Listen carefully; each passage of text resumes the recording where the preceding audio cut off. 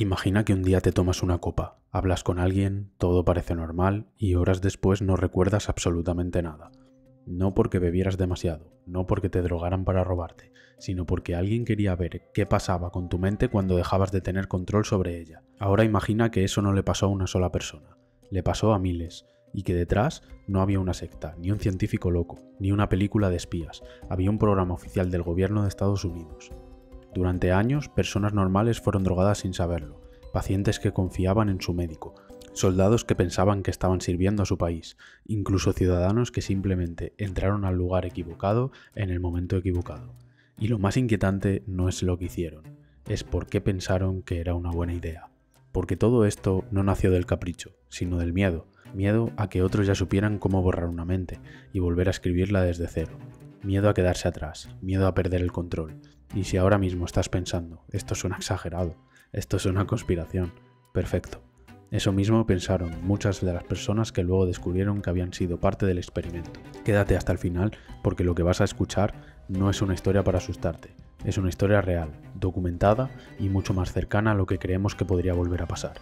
Para entender por qué ocurrió todo esto hay que volver a un momento muy concreto de la historia, un momento en el que el mundo estaba dividido en dos y nadie confiaba en nadie. Estamos en plena Guerra Fría. Estados Unidos y la Unión Soviética no están disparando directamente, pero compiten en todo: armas nucleares, tecnología, espionaje y algo todavía más inquietante, la mente humana. A principios de los años 50 empieza a circular una idea que pone muy nervioso a los servicios de inteligencia estadounidenses. La sensación de que los soviéticos, y también China, habían descubierto una forma de lavar el cerebro a las personas.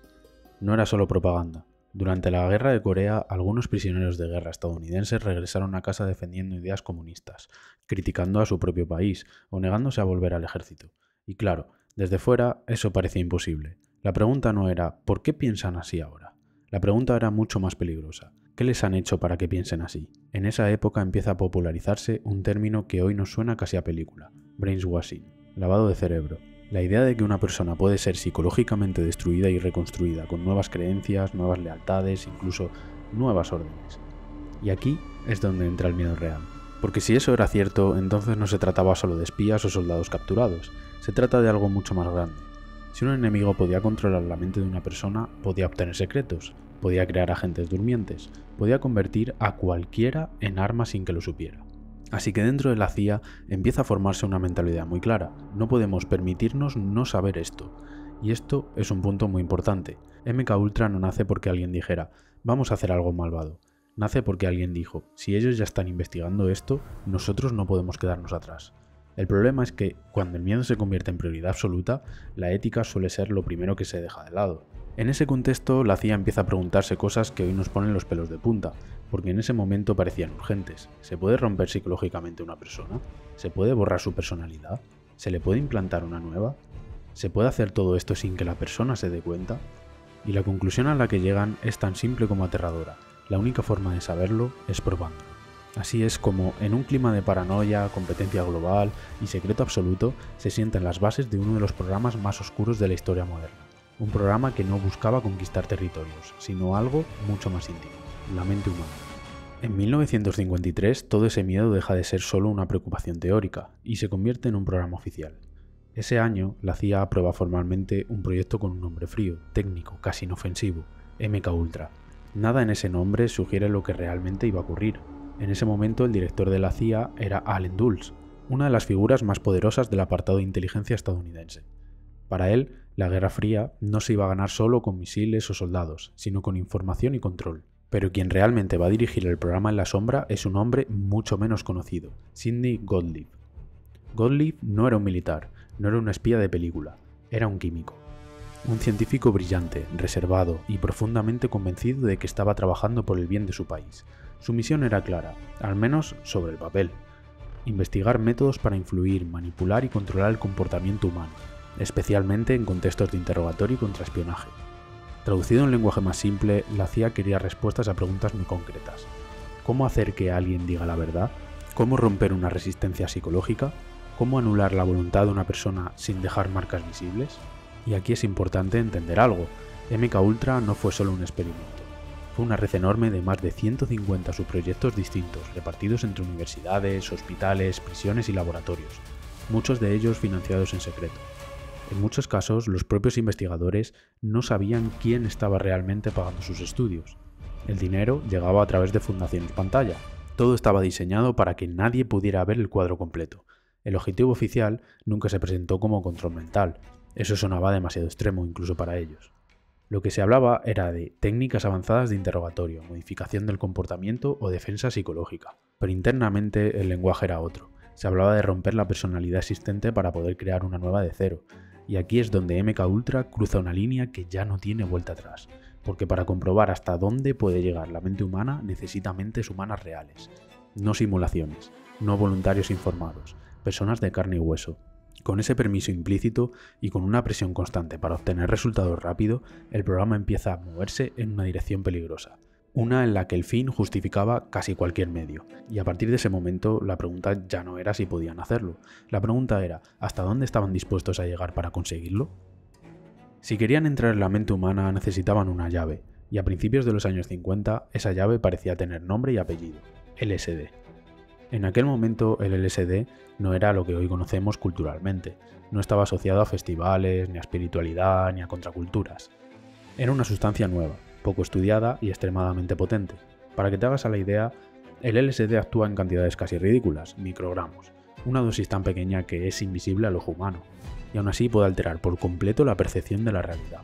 Eso llamó inmediatamente la atención de la CIA, porque una droga capaz de desorientar a una persona, borrar la noción del tiempo, distorsionar recuerdos y debilitar el sentido de identidad sonaba perfecta para un interrogatorio.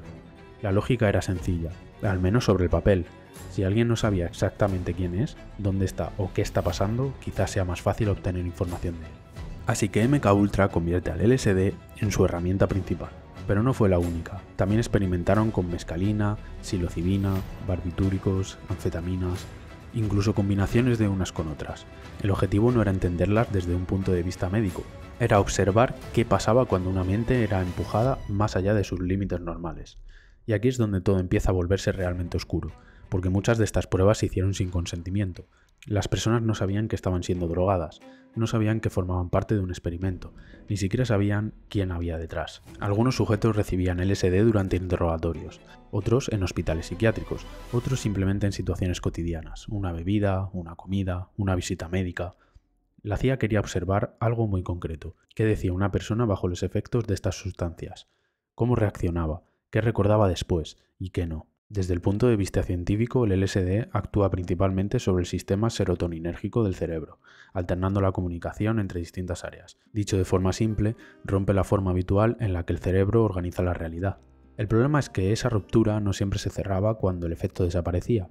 Algunas personas sufrían ansiedad extrema, otras episodios psicóticos, algunas nunca volvieron a ser las mismas, y aún así el programa continuó, porque MKUltra no buscaba seguridad. Buscaba resultados, resultados rápidos, resultados útiles, resultados que pudieran marcar la diferencia en un mundo donde cada avance del enemigo se sentía como una amenaza existencial. Y sin darse cuenta, o quizás sin quererlo, la CIA había abierto una puerta que ya no podía cerrar. Una en la que la mente humana dejaba de ser algo que proteger y pasaba a ser algo que experimentar. Hasta ahora hemos hablado de programas, sustancias y objetivos, pero hay una parte de esta historia que no aparece en los documentos técnicos, la parte más importante, las personas. Porque MKUltra no se probó en maniquís, ni en simulaciones, se probó en seres humanos reales, y no eligieron al azar.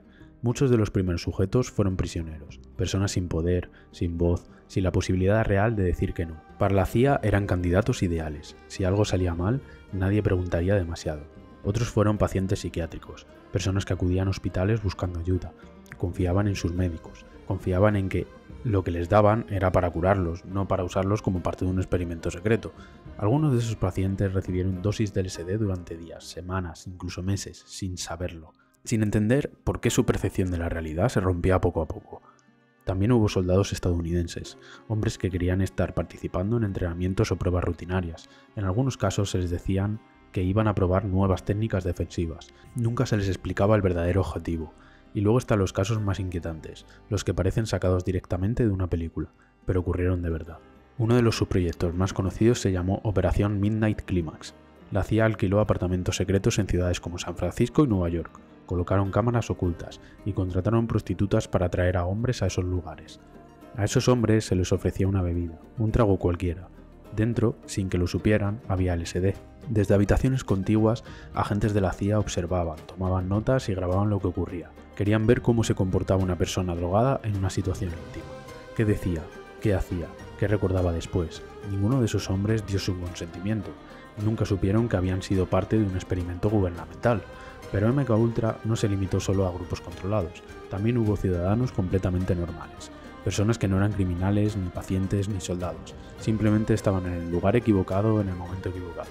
Alguien que entra a un bar frecuentado por agentes, alguien que participa en un estudio aparentemente inofensivo, alguien que confía, y aquí es donde la historia se vuelve todavía más inquietante, porque muchas de estas personas nunca supieron lo que les había pasado, solo sabían que algo había cambiado, que tenían lagunas en la memoria, que su mente ya no funcionaba igual. MKUltra no dejó solo documentos clasificados, dejó vidas alteradas, personas que cargaron con consecuencias que nunca pudieron explicar, y mientras todo esto ocurría, el programa seguía avanzando, protegido por el secreto, la burocracia y la idea de que todo esto estaba justificado en nombre de la seguridad nacional. Pero tarde o temprano, cuando juegas con la mente humana, algo termina rompiéndose, y el siguiente punto, esa ruptura ya no será psicológica, será imposible de ocultar. En algún punto, para la CIA, las drogas dejaron de ser suficientes. El LSD podía desorientar, podía confundir, podía romper la percepción de la realidad durante horas, pero no garantizaba algo clave, el control. Así que MKUltra empezó a explorar métodos más profundos, más agresivos, métodos que no buscaban solo alterar la mente, sino desmontarla por completo. Uno de esos métodos fue la privación sensorial. La idea era simple, casi elegante desde un punto de vista teórico. Si al cerebro le quitas estímulos, luz, sonido, contacto humano, empieza a volverse contra sí mismo. Personas encerradas en habitaciones silenciosas, con gafas opacas, guantes gruesos, sin referencias de tiempo. Después de horas o días, muchas empezaban a experimentar alucinaciones. La mente desesperada por estímulos los creaba. Desde la psicología se sabía que el aislamiento prolongado podía provocar desorientación, ansiedad extrema y estados disociativos. MKUltra tomó ese conocimiento y lo empujó mucho más allá de lo aceptable. Otro pilar del programa fue la hipnosis.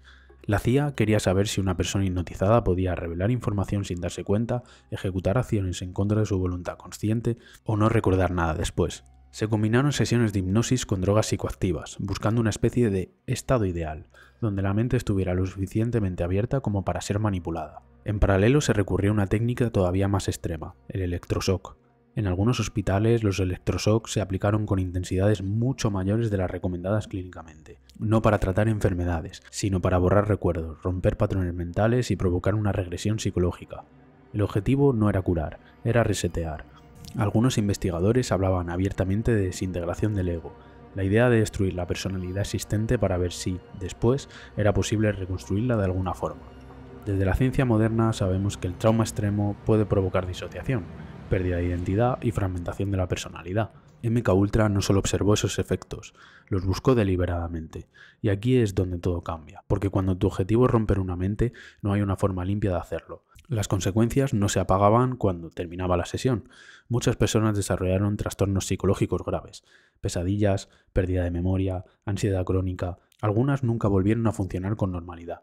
Aún así, el programa continuó. Porque dentro de MKUltra ya no se trataba de preguntarse si era ético, eso había quedado atrás. La única pregunta era cuánto más podían aprender antes de que alguien mirara demasiado de cerca. Y esa mirada llegó, pero no antes de que el experimento dejara una marca imborrable, una que veremos a continuación y que tiene nombre y apellidos.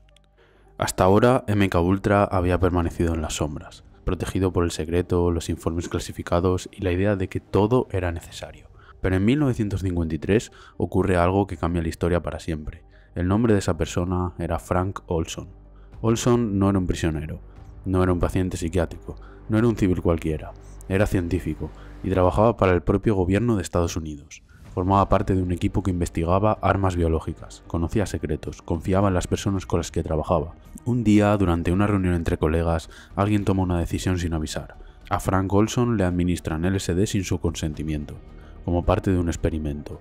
Al principio nadie nota nada extraño, pero en los días siguientes Olson empieza a cambiar. Se vuelve paranoico, confundido, angustiado, dice que algo no va bien, que siente que su mente ya no le pertenece del todo, y sus superiores intentan ayudarlo. Lo llevan a ver a médicos relacionados con la CIA, lo trasladan de un sitio a otro, pero su estado empeora. 9 días después de haber sido drogado, Frank Olson cae desde la ventana de un hotel en Nueva York, desde el piso 13. Muere en el acto. La versión oficial es rápida y clara. un suicidio. Un hombre deprimido, inestable, un final trágico, pero sencillo. El problema es que nada encaja del todo. A su familia nunca se le cuenta la verdad. Durante años no saben que fue drogado sin su consentimiento. No saben que fue parte de un experimento secreto. Décadas después, cuando el caso vuelve a investigarse, surgen nuevas preguntas. El cuerpo presenta lesiones que no encajan del todo con una simple caída.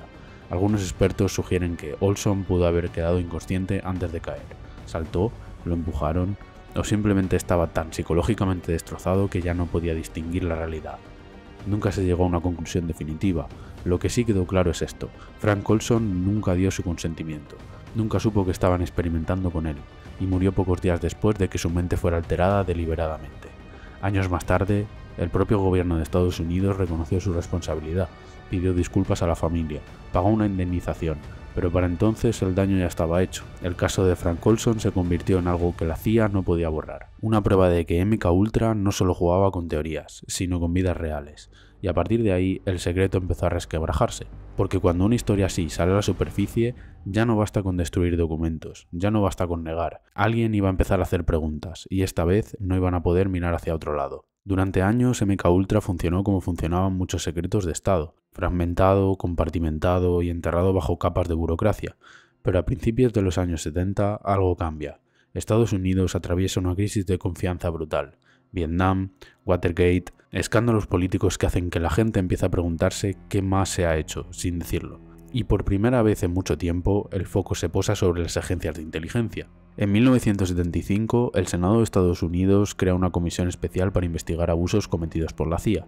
Se la conoce como la Comisión Church. Lo que encuentran es inquietante, pero también incompleto, porque 2 años antes, en 1973, cuando el entonces director de la CIA intuye que se avecinan problemas, se toma una decisión clave: ordenar la destrucción masiva de archivos relacionados con MKUltra. Documentos enteros son quemados, registros desaparecen, años de experimentos se esfuman en cuestión de días. Cuando el Congreso empieza a hacer preguntas serias, la CIA responde con una frase que se repetirá una y otra vez: muchos documentos ya no existen. Aún así, algunos archivos sobreviven, por error, por descuido o porque estaban guardados en lugares que nadie revisó. Gracias a estos restos, el público descubre algo que hasta entonces parecía impensable: que el gobierno de Estados Unidos había financiado y dirigido experimentos de control mental en personas sin su consentimiento. Las audiencias se vuelven públicas, los nombres empiezan a salir, los métodos se describen, aunque sea de forma parcial. Y aquí hay algo importante: incluso los propios investigadores del Senado reconocen que solo están viendo una pequeña parte del programa. No saben cuántas personas fueron afectadas, tampoco cuántos experimentos existieron realmente, no saben cuántas vidas quedaron marcadas para siempre, y lo único que saben con certeza es esto: lo que salió a la luz fue lo suficientemente grave como para haber sido ocultado durante décadas. MKUltra oficialmente se da por terminado. El gobierno admite errores, se habla de excesos, de falta de supervisión, pero muchas pruebas quedan sin respuesta. Porque cuando destruyes la mayoría de las pruebas no estás cerrando un capítulo, estás asegurándote de que nunca se conozca la historia completa. Y aún así el daño ya estaba hecho, la confianza estaba rota, la idea de que esto no podría pasar aquí había desaparecido. Pero lo más inquietante es que, incluso después de todo esto, la historia de MKUltra no termina con justicia, termina con silencio, acuerdos económicos y muchas pocas consecuencias reales. Y eso nos lleva al siguiente punto, porque cuando el escándalo estalla, la gran pregunta no es ¿qué pasó? La pregunta es ¿pagó alguien realmente por ello? Cuando MKUltra sale a la luz, la reacción pública es inmediata: indignación, asombro y una pregunta muy simple que todo el mundo se hace: ¿quién va a pagar por todo esto? La respuesta, con el paso del tiempo, resulta incómoda. Algunas de las víctimas o sus familias reciben indemnizaciones económicas. En ciertos casos el gobierno reconoce errores, presenta disculpas formales y cierra acuerdos fuera de los tribunales, pero ahí es donde para muchos empieza la sensación de vacío, porque a pesar de la magnitud del programa, a pesar de las vidas alteradas, los traumas permanentes y las muertes que quedaron en el camino, casi nadie fue condenado penalmente. Sidney Gottlieb, que hablamos de él al principio, el hombre que dirigió MKUltra durante años, nunca pisó una cárcel. Otros responsables tampoco. Muchos alegaron que actuaron bajo órdenes, que operaban en un contexto de Guerra Fría, que las normas éticas no estaban claras en ese momento, y en parte era cierto. Hasta entonces no existían regulaciones estrictas que protegieran a los sujetos humanos en investigaciones financiadas por el gobierno. MKUltra expuso ese vacío legal de la forma más brutal posible. Como consecuencia, se implementaron nuevos protocolos, como reglas más estrictas sobre consentimiento informado, supervisión ética en investigaciones científicas o limitaciones claras al uso de seres humanos en experimentos secretos. A partir de ese momento, al menos sobre el papel, cosas como MKUltra no deberían volver a repetirse, pero aquí está la parte incómoda. Las leyes cambiaron, los procedimientos se ajustaron y las palabras ética y supervisión empezaron a aparecer en los documentos. Sin embargo, el mensaje implícito fue otro. Cuando el daño ya está hecho, el sistema tiende a protegerse a sí mismo. Para muchas víctimas, el dinero nunca compensó lo perdido, ni la salud mental, ni los recuerdos, ni la sensación de haber sido utilizado sin saberlo. MKUltra terminó oficialmente, pero nadie fue realmente juzgado por haber cruzado esa línea. Y eso deja una pregunta flotando en el aire. Si algo así ocurrió una vez, si fue posible justificarlo, si apenas tuvo consecuencias reales, entonces, ¿qué garantía tenemos de que el límite no vuelva a moverse cuando el miedo vuelva a ser la excusa? Esa pregunta es la que nos lleva al último punto, porque MKUltra no es solo una historia del pasado, es una advertencia. MKUltra terminó oficialmente hace décadas. Los documentos sobrevivientes se guardan bajo llave. Algunos responsables murieron, otros nunca enfrentaron consecuencias, y la mayoría de las personas afectadas simplemente desaparecieron de la historia pública. Pero hay algo que queda claro. Esto no fue solo un experimento, fue una advertencia silenciosa, una demostración brutal de hasta dónde puede llegar un gobierno cuando el miedo se convierte en una prioridad. Hoy, cuando pensamos en ética, en investigación científica y en derechos humanos, MKUltra nos obliga a preguntarnos algo incómodo. ¿Qué pasa cuando justificamos el fin por encima de todo? ¿Qué pasa cuando dejamos que la seguridad nacional se vuelva excusa para experimentar con vidas reales? Porque la historia no termina con la destrucción de documentos ni con disculpas formales. Termina en nuestra memoria, en la conciencia de que la mente humana es vulnerable y que la curiosidad científica por sí sola no siempre es inocente. MKUltra nos recuerda que el conocimiento sin límites éticos puede convertirse en un arma, que incluso en sociedades libres y democráticas el poder puede moverse en las sombras, que lo que parecía imposible puede ser muy real. Y aquí está lo más inquietante, el experimento de MKUltra ocurrió de verdad. Y lo peor es que, cuando estamos convencidos de que algo así nunca pasaría hoy, estamos exactamente en la mentalidad que lo permitió. Así que al final, no se trata solo de drogas, hipnosis o experimentos secretos. Se trata de vigilancia, de control y de la línea invisible que separa proteger a las personas de usarlas como herramientas. MKUltra no es solo historia, es advertencia. Y nos deja una pregunta que aún está sin respuesta. ¿Y si el miedo volviera a justificarnos hacer lo imposible, cómo sabríamos que ya no está ocurriendo otra vez? Y esa, más que cualquier documento o testimonio, es la parte que debería seguir dando miedo. Si te ha gustado este vídeo, te agradecería que me dejaras un buen like, que te unieras a la cápsula del terror y que me pusieras en comentarios qué opinas tú sobre el experimento MKUltra. Nos vemos en la próxima.